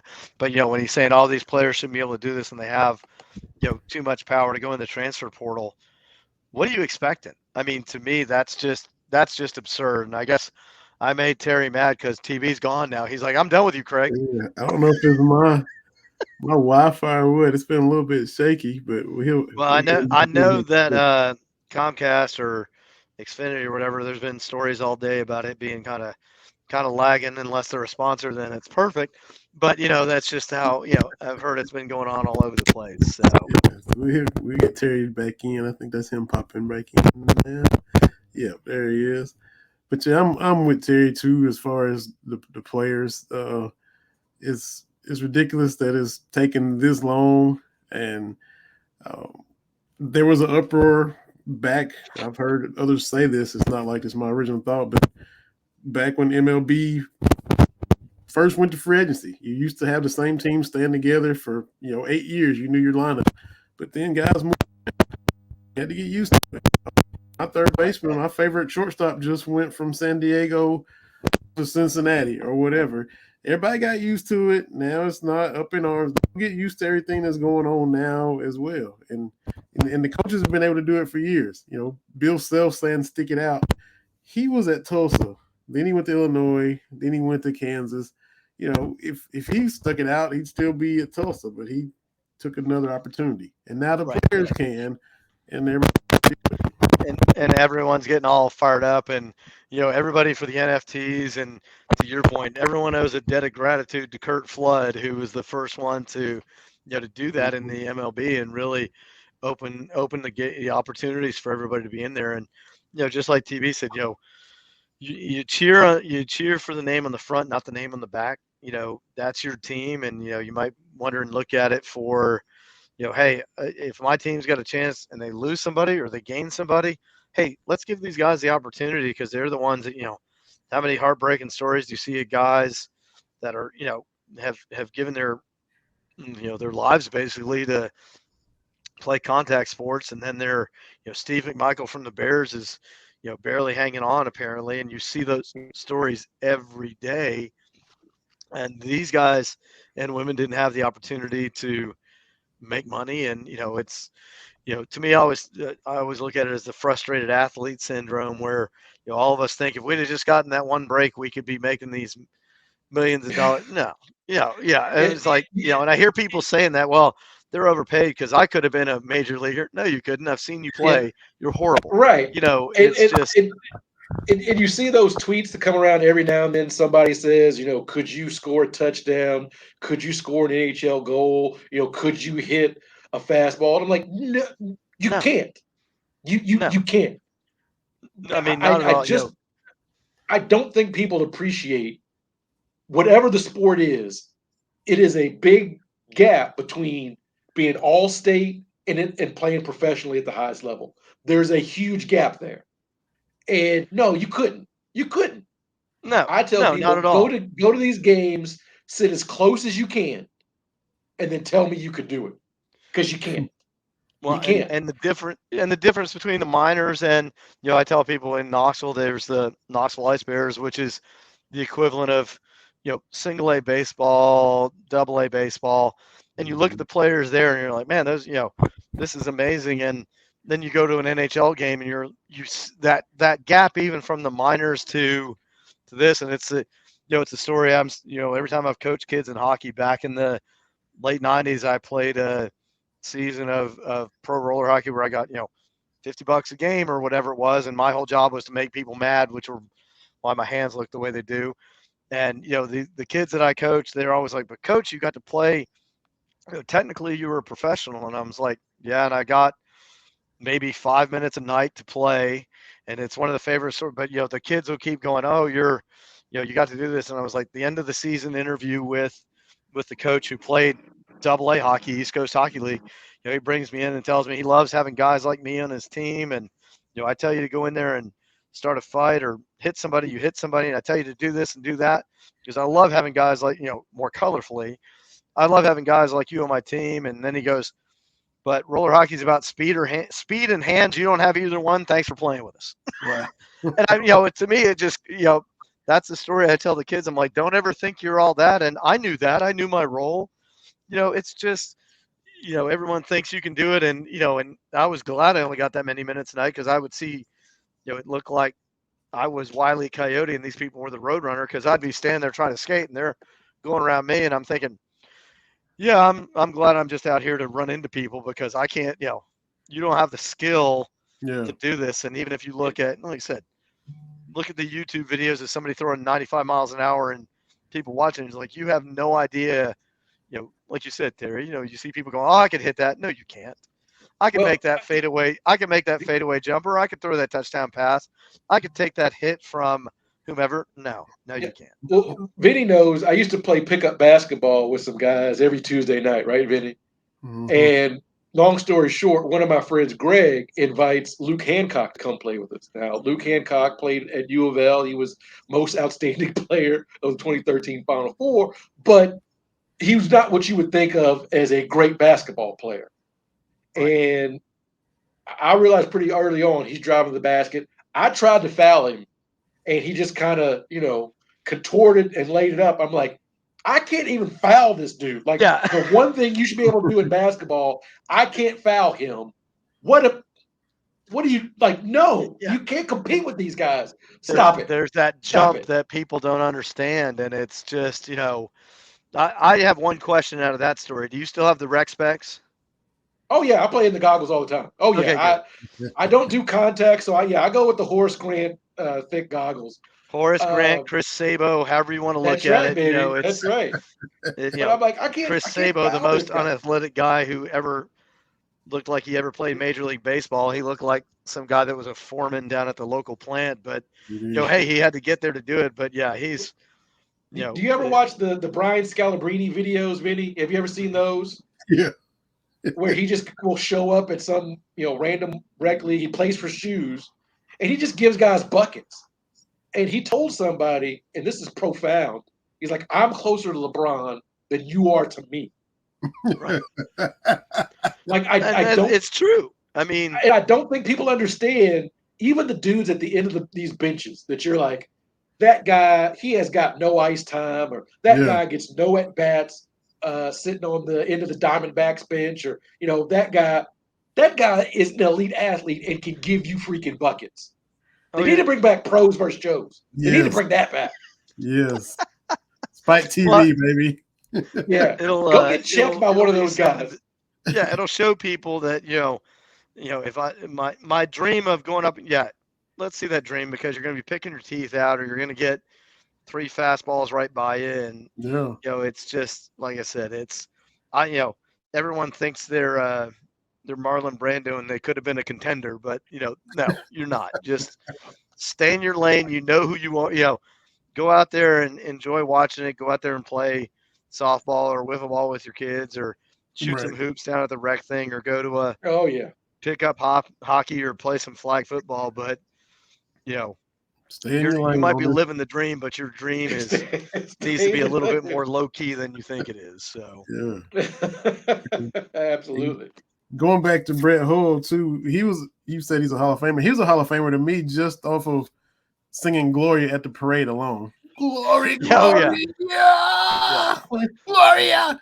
So he was a Hall of Famer for that, and drunken celebration after they won. I was going to say most Stanley Cup celebrations are brought to you by your favorite adult beverage because, and then you can also look at Tom Brady on the boat. I think that's the most negative thing that he's put in his body forever. And Travis Kelce was wearing the mummers thing when the Eagles won it. So, that to me, and to me, that's one of the best things about it. I'm biased, of course, to hockey, but to me, the Stanley Cup is the greatest trophy in sports. I know that everyone thinks that, but all the stories that have happened, with the Stanley Cup. There was one year when the Penguins won it back in the 90s, and that's the other thing that's cool about it is they give each player their own day with the cup.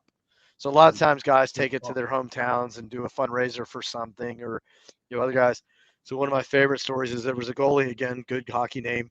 Tom Barrasso was the goalie for the Penguins, and it was his day with it, and they had a big party. And they came out the next day, and everyone had been drinking. They couldn't find the Stanley Cup. They had no idea where it was.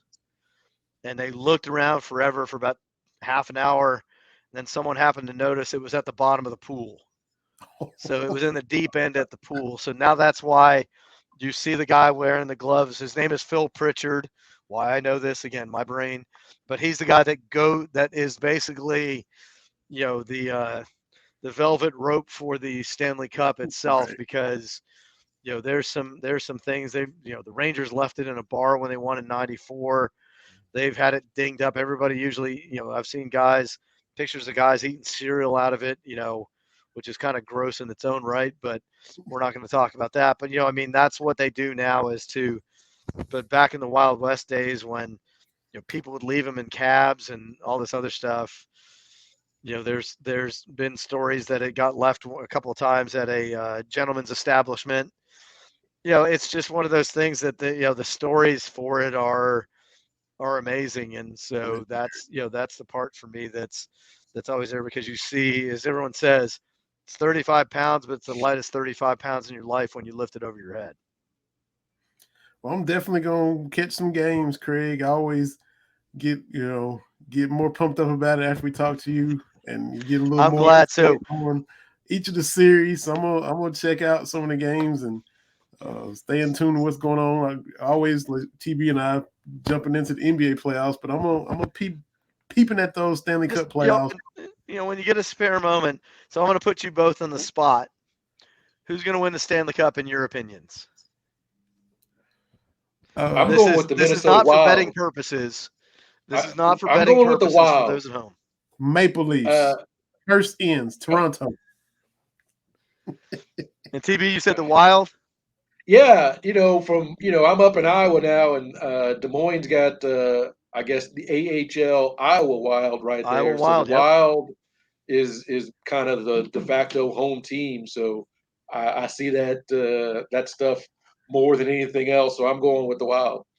Plus, the upper Midwest, it is, I woke up this morning and saw my breath in the middle of May. So it is hockey weather up there most of the time. So I may have to be all in on hockey. That's what and so if you watch, there's one guy, and I'm a little partial to him because he's one of the best players, even though he's kind of under the radar. So it's one of my favorite players in the NHL. He played with, and also another good name. He played with the Rangers forever, but he moved to the Wild. He got traded to the Dallas Stars and then moved to the Wild. It's a guy named Mats Zuccarello. Okay. He is about 5'6".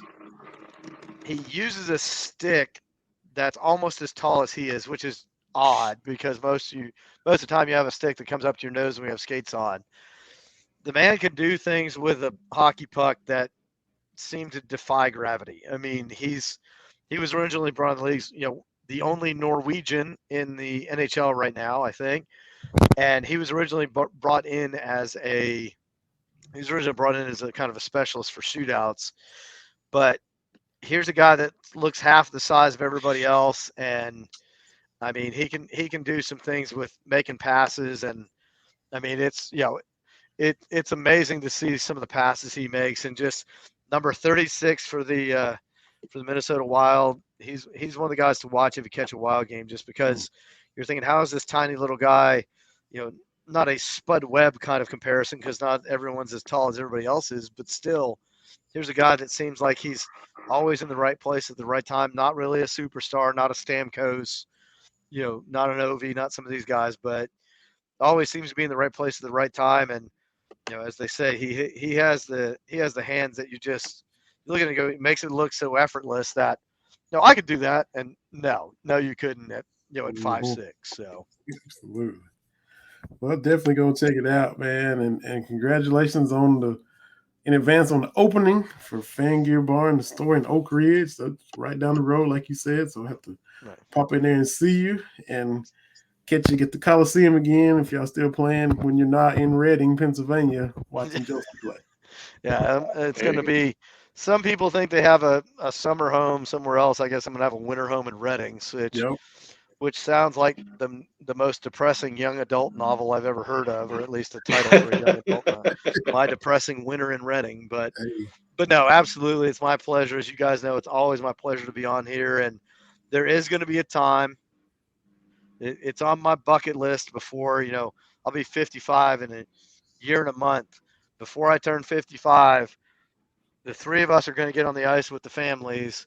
We're going to do some skating. We're going to get some sticks out there. We're going to get you guys out there on the ice. And then, the turnabout about that is you'll get me onto a basketball court, and I'll look like I'm the worst, because I am the worst absolute basketball player in the world.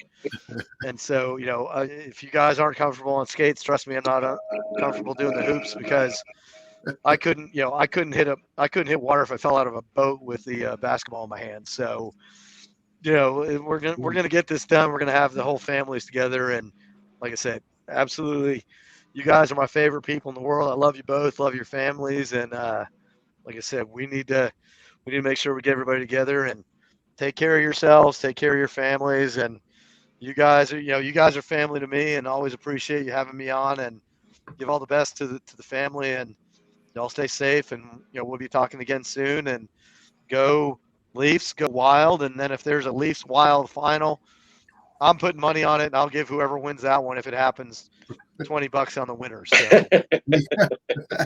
we appreciate it, Craig. But that may be another one of those locusts and frogs from the skies things. But hey, we know who we're going to pick now. So.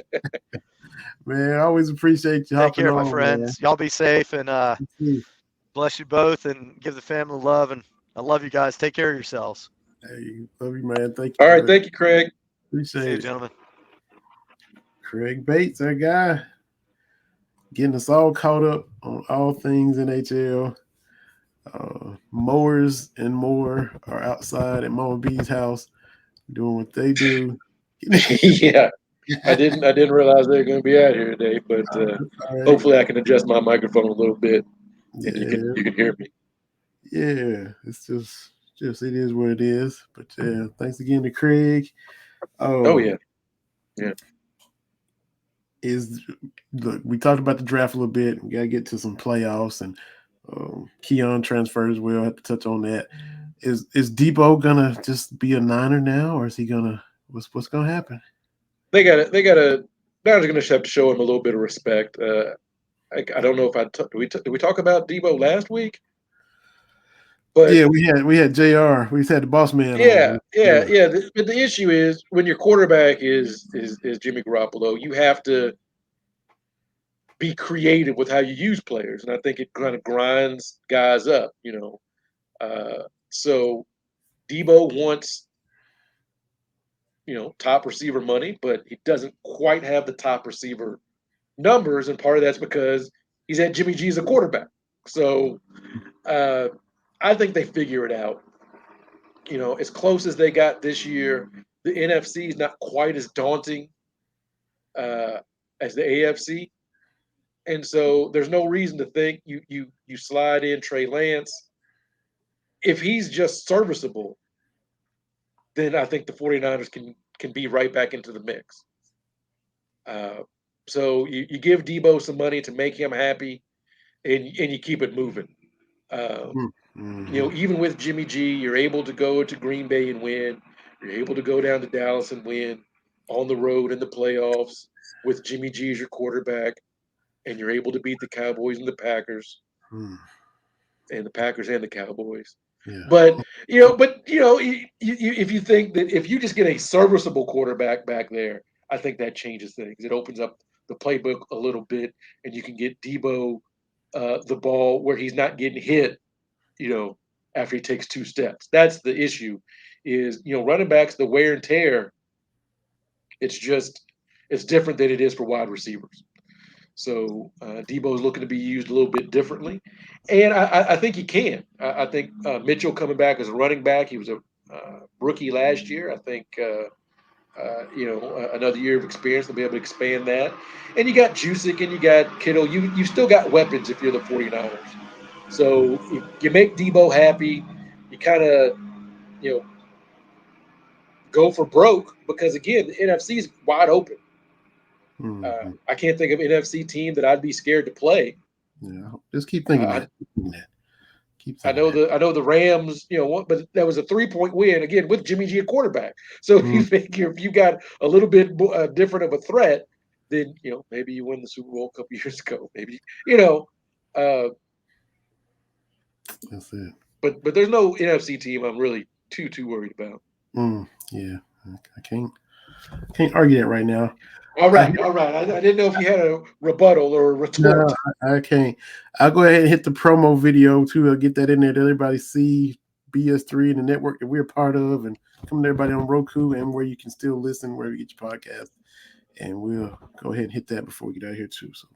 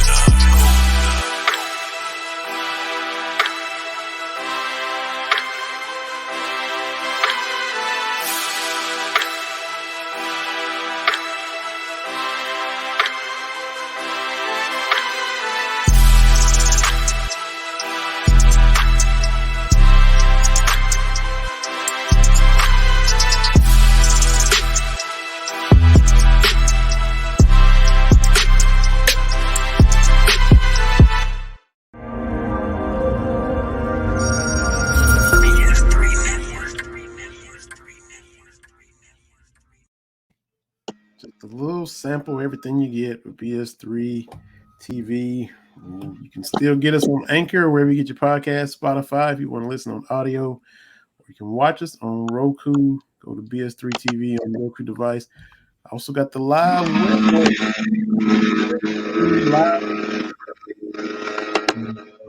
click on demand and go down to sports, and you'll see our episodes just on rotation right there. You can scroll right through our episodes. Some of these gentlemen we've had on the show, AJ Jones, Lunch Break Sports Show, he's been on. The legend, talked about his radio career. Ben Sutter himself, who founded the network, has been on. Ivan Dawkins from the Queen King podcast came on and talked Cowboys with us and sports and all that. So we've had some of these people on with us. Gonna have some more on in the future.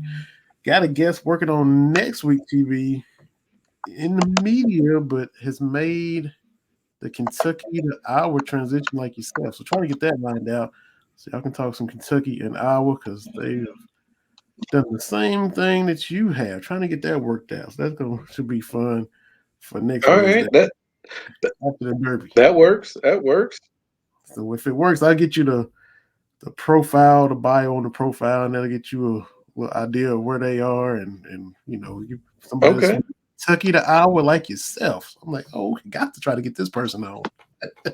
I told them Absolutely. that you were from Louisville and in Iowa as well. So yeah, y'all was Kentucky Iowa conversation here from two who made that There we move. go.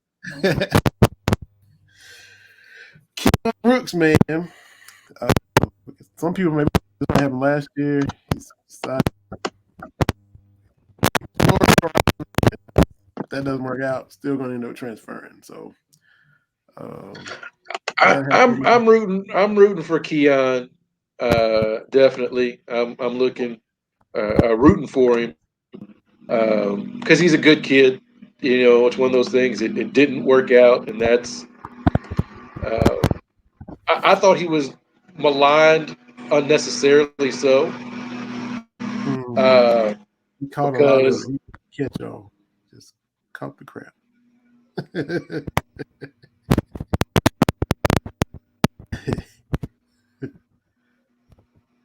Yeah, Keon. and He I got. think a lot of the stuff with Keon was it was always about the stuff he couldn't do and not focusing on the stuff that he could do.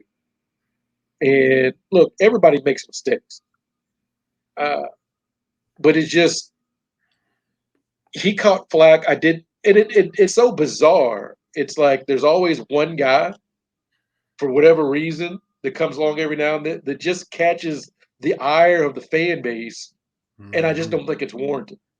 You know, there's still people talking about Archie Goodwin, and I'm like, look, that team was flawed, Yeah. and he did the best he could. And I've always said when it came to Archie, you know, he looked around like, who else is going to get to the basket? At that point, Poitras wasn't, you know, he was hit or miss his Inconsistent. freshman year. Yep. And then you had Harrow and Mays and I think was that Jared Polson that was getting some like you got to look around. It's like nobody else is going to get this done. Yep. And so you know, and with Nerlens not being the offensive person that we kind of There you were go. looking for, it's like Yep. somebody got to do it if it's going to get done. So people just catch, you know, whatever happened, it was Keon, and I'm rooting for the kid. You know, this is why I'm all for NIL. I'm all for all this. For too Yeah. long, the system has exploited the athletes. Coaches have gotten rich. Fans have gotten whatever. You know, it's like we have ownership over these kids, and uh, I like the transfer portal. I like NIL. I like opening it up for these kids. This is what I want, man. Yeah. You see coaches complaining about it, but that's because coaches want control. Yeah. Yeah. And I saw a survey today. I can't remember who retweeted that. You know, athletic directors are upset about NIL because they think it's going to affect their bottom line. Well, if boosters don't have to pay the school and they can go directly to the athletes themselves, yeah. You know, look, kids have been getting money and incentives to go to schools forever. And get sloppy, you get caught. And look, you see what's on my shirt. I'm saying what I'm saying, right? And so the market has always been there. And the economic model when it comes to NIL, when it comes to these kids, is the boosters aren't the boosters that pay this money, they're not looking for a tangible return on their investment. Whereas other markets, there's supply, demand, there's all these economic factors. But with these boosters, they got more money than sense. Yep. And the simple fact that a booster at Kentucky can tell his friend at Western booster that he paid X amount, that's all it is for him. Like, that's all it is. The simple fact that he says, I can spend that. That's all. It's a pissing contest. Yep. And so these economic factors aren't at work. And so what has happened, the NCAA has kicked the can down the road. And as we said with Craig earlier, the government kept saying what you're saying doesn't hold water. Mm-hmm. right? What the way you're going about this isn't right. They had plenty of opportunity to fix it. And so now the genie's out of the bottle. Mm-hmm. And you've got guys coming like, hey, I need more. I'm transferring. Great. Yep. Because the thing is, you're not going backwards from this. We're never going to see a world where these kids don't get anything. That's gone. You're not taking it away, right? Once it's out there, the toothpaste is not going back in the tube. And for Dickie V to call out Oscar like he was doing something, you know, we love Dick Vitale. He's been on the show. I love Dick Vitale. He raises money for cancer. He's a great voice for college basketball. But he could have made his point without name dropping Oscar Shibwe. If you mention Kentucky, whatever. But Oscar is the poster child for what's wrong. Unbelievable. The dude that in his off time like baptizes kids, like what do you like? What? Unbelievable. Like, we have not had a better young man represent the University of Kentucky than Oscar Shibwe. Yeah. And to use cheating and Oscar's name in that, love Dick Vitale, bad look. Simply bad look. Ridiculous. You could have used anybody else on the roster. Most Kentucky fans would be like, well, okay, you know, if he'd brought up Ty or Will Levis' money or whoever. But Oscar, Kentucky fans love Oscar. We don't agree on anything else. Is Cal on the hot seat? Is Cal great? We don't agree on anything else. Checkerboard good, checkerboard bad. The only thing the Big Blue Nation agrees on is Oscar Shibwe. You will have old people fighting you. You will have young people fighting you. Heck, when Dickie V did that, I saw Louisville fans and Tennessee fans say, hey, man, hey. That's who Oscar is. Mm-hmm. Like, I've had opposing fans like, I hate Kentucky, but Oscar's great, dude. Like, I've just had, like, you can't listen to that young man talk for 5 minutes and not be inspired to be better. Mm-hmm. I saw somebody, a media person, tweet that out, and I'm like, that's ridiculous. Then I heard Oscar speak, and I'm like, okay, what am I doing with my platform? Like, that's the kind of young man he is. Yeah. And to use him for that, but look, it's not going back. I've seen people talk about, well, if fans get turned off from players getting, money, that's fine. I'm sure some will. Mm-hmm. But if you weren't turned off when coaches started making $8-9 million a year, don't use money to be turned off. Yeah. Love Coach Cal. He's talking about the facilities need to upgrade. Cal's been here 12 years. We've had like 4 facility upgrades. What are we doing? Right? If you saw coaches' salaries going up, you saw facilities becoming outlet. We've all seen it. Palatial. In Texas, Alabama, Kentucky. Like, you see these facilities. Yeah. If you didn't say all that, then you can't come in now and say, well, now if the kids get a piece, that's where I draw the line. No. And the article with Ross Dellinger from SI, a task force, we're gonna rush guidelines through to get them approved so we can curtail this kind of stuff. Now the NCAA gonna speed up something. Now is when we try to move on about something when they've been dragging their feet on stuff for years. Rush these. This is some protocols. Come on. The only way you curtail it is if you, at this point, and I'm no legal analyst, but the only way is you call them all employees and you get a salary cap. That's the only way. Mm-hmm. Look, the transfer portal is great. It never made sense. If any student can change schools every single semester, why can't athletes? Right? Like, it didn't make any sense. And then you get all this stuff. Well, you got to learn to tough it out. No, you don't. Benny, you can quit your job today and go work somewhere else tomorrow. Mm-hmm. Right? Yep. Well, you got to no, you don't. It's like when the coaches and stuff are screaming at players. This makes you tough. No, it does not. Because in no other forum can you scream obscenities at somebody and it be okay. The football coach, you can bleep, bleep, bleep a kid on Friday night in high school. The math teacher can't do that. Mm-hmm.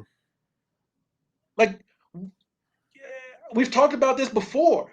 This notion that you got to learn how to be screamed at and cussed, where else does it work?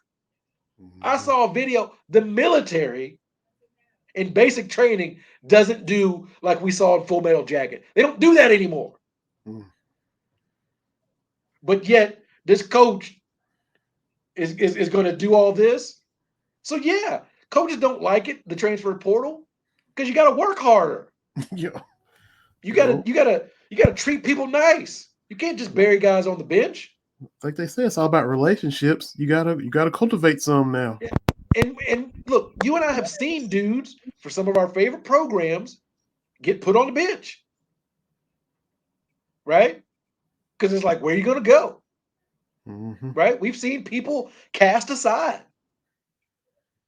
And all these fans, oh, transfer portal, I got to learn people's names. Y'all been trying to get rid of players for years. Tell me I'm lying. Go find a post where Keon Brooks is transferring and look at the comments. Mm-hmm. Y'all want to get rid of players all the time, Yep. right? So the players have a little bit of autonomy. Now it's an issue, right? Now. Like, now it's an issue. I see it all the time with these NBA people. Oh, the era of the super team is over. No more super teams. Oh, you mean you don't like it when the players put the super team together?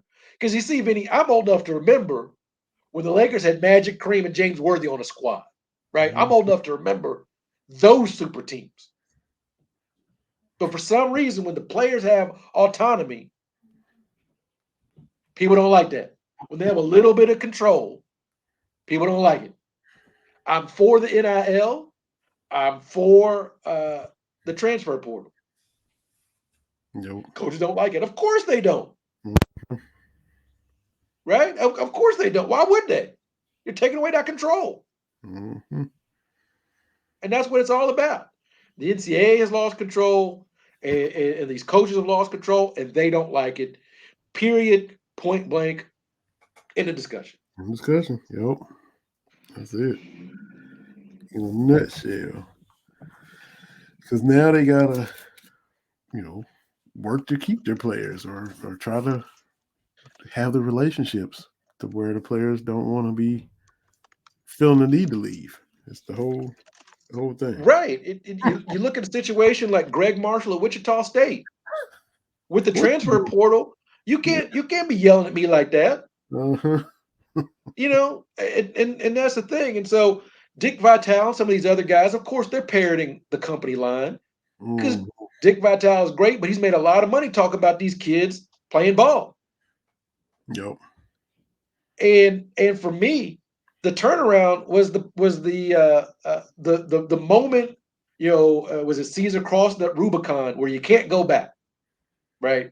The Mm-hmm. can't go back is during the pandemic when everybody said, if these boys don't play football, everything stops. And the football players said, oh, word? Like, if we don't play, then swimming and diving and gymnastics and fencing, none of this works. Oh, okay. The jig was up. The Yep. jig was up, man. Mm-hmm. If these boys don't play football, this all comes crumbling down. That to me is what they call leverage. Yep. It's in the same way with men's basketball. Like we was getting a tournament in 2021. We wasn't missing 2 tournaments. Mm-hmm. Yep. I don't care if they got a bubble or hobble out or bring me and you out there. They putting a tournament together, and they did. Yep. And there was some issue, but they gonna because it's about money. Because you remember when the NFL had the COVID list, who could and couldn't play. When did that stop? 2 weeks before the playoffs. All of a sudden, ain't nobody sitting. Ain't nobody got it. They had this wave and the Delta wave and this variant and this variant. No, man, we gotta get this money, which I understand, right? But the game was up. So Sure was. Sure was. Oh, Kyra Elsie doing work. Everybody was, makes the run to the SEC championship, wins it, beats South Carolina, the eventual national champion. A lot of departures, a lot of stuff going on. What's happening? People being out of shape. And she had never utilized the portal in her short time as the head coach at Kentucky. And now 2 incoming transfers from within the conference. AJ Petty from LSU, Anaya Russell from South Carolina, both transferred and will be joining Kentucky. We know about the freshman class coming in. We talked with Cassidy Rose several times on here. She's going to be part of that. And now you got a couple transfers coming in. And just chill and let Coach LZ work. Let her get in there and, establish how she's going to run her program. And we get 2 players. And the latter coming from South Carolina. The champs. She just transferred from the champs to Kentucky. I can't get bent out of shape. And this is what look, it's a brave new world. It's like you said before. Something new comes out and you get used to it.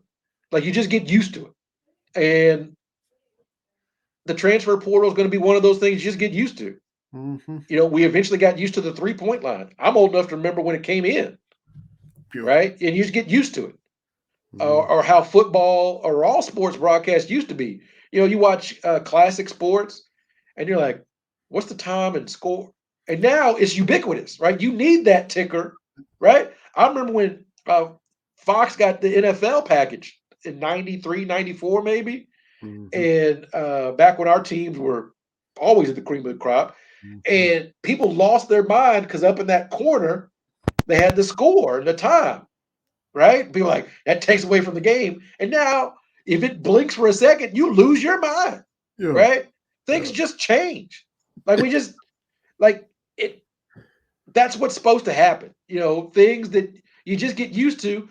I was upset when the NBA went to those little advertisements on the jerseys. Yeah. And now I don't even think about it. Chime, whoever, whoever's on there. Yeah, it becomes ubiquitous. So, look, you're going to be able to. The thing about the transfer market is the pressures on these coaches because that window that you used to have to turn things around, it's closing, right? And so you've got to be adept at building a roster and kind of keeping it together. Like you said, you've got to build relationships. You've got to keep these kids. And sometimes it's not a good fit. I think that's part of the issue as well, is you always think, okay, this kid committed and he's leaving. Somebody's a bad guy, right? The kid can't cut it. The coach was mean. Sometimes it's not a good fit. And that's okay. Because I hear people, well, you go through this recruitment process. Let me explain something to you, Vinny. I've been married once before. We went into it with the best of intentions. And then eventually we found out, you're not the bad guy, I'm not the bad guy. It's just not working. Right? And I've moved on, got a new wife. It's a whole lot better. I'm like, oh, this is great. It's not that I was against marriage. I was just married to a person I probably shouldn't have been married to. And that's the way it's okay. Look, you got kids, I got kids. I want them to stick with things and follow through. That is important.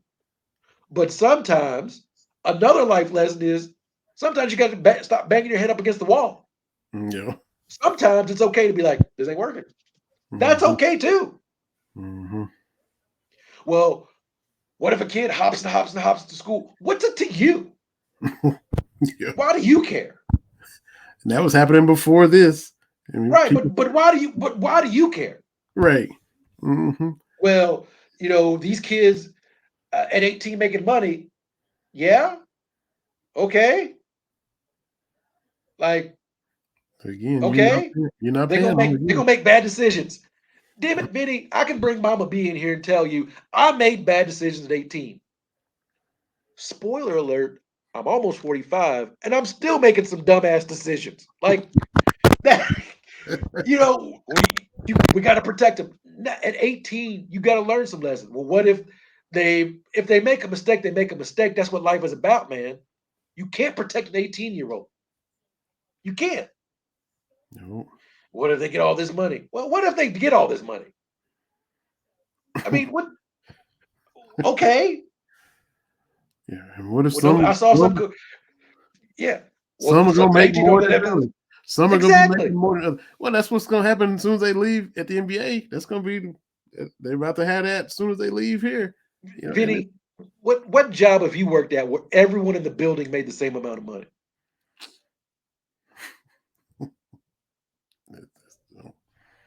Like whatever your job is, there's the best of it. Whatever your job is, there's the Michael Jordan of laying bricks. That dude is going to get more than a dude that it takes him, an hour to lay 5 bricks. Yep. That's just the way it goes. Mm-hmm. Like wherever you are, and I've seen that thing. Well, everybody's getting different money. That's yeah, The way of the world. right. I don't, if you go into whatever it is at a law firm, there's partners and there's paralegals, and their pay ain't the same, Right. Mm-hmm. right? Like that's a life lesson. Like not everybody makes the same amount of money. Every single fear, none of it holds water. All these people No. that are Well, up in well, arms about it. this person's gonna have more notoriety than this player. That's the way it works, dude. Like Mm-hmm. I don't know what to tell you. I mean, just get used to it. Yeah, that's a life lesson. Or quit keeping up with it, one or the other. That's about the only choices you got. And I understand people want to, people want to, if people get turned off by it, that's fine. But the the NCAA has catered to everybody except the players for the last 30 years, Mm-hmm. and it's the players' time to get that shine. Pastime.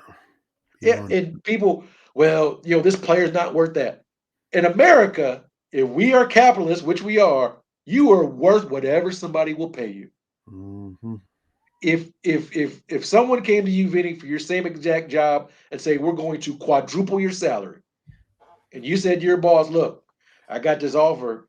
They're going, 4 times my salary." Your boss might say, "Well, Vinny, that's not what the job worth. Your job is worth whatever someone is willing to pay." And most That's bosses, what happened. That's what most happened to bosses my be, wife. yeah. Most She bosses be was like, we can't match it. And I don't blame you for leaving. That's what. right. That's what happened to the missus. She's doing the same job. Another company came on, almost doubled. She said to her current boss, they're like, "Well, all right." She's We like, "All gonna right, miss. cool. We gonna miss That you. you are worth whatever somebody pays you. Mm-hmm. That's period. Yep. That's the way it works in America. If someone pays you for it, like all that weird stuff you see on with the OnlyFans or whatever somebody pays you to do an activity, if it's legal, that's what it is. Yo, the market for it. Yeah. Well, I like we were talking about with Craig. I'd play for free. No, you wouldn't. If you were as good at something as Kevin Durant is, you are not playing for free. Mm-hmm. Period. Yep. Amadeus didn't play for free. Like, if you're good at something, you don't do it for free. You don't do it for the love of. Nope. Sure People, don't. I'd do it for free. No, you wouldn't. No, I wouldn't. Yeah. At my job right now, the people stop lying. Stop lying. Even Mm-hmm. if you're doing something you absolutely love. And I'm not doing a job that I dreamt about as a little kid I would grow up and do. But even if you were doing whatever fun job you could think of, you're not doing it for free. shut up. Mm-hmm. Exactly. Or just give me 30,000. I know you giving everybody else 30 million. I just take 30. No one is doing that. Stop lying.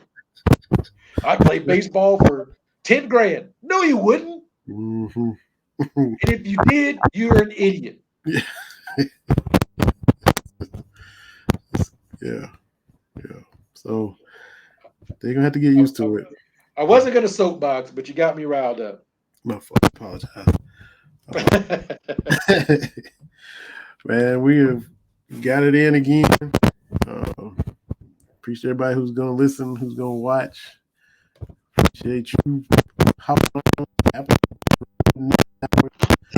Get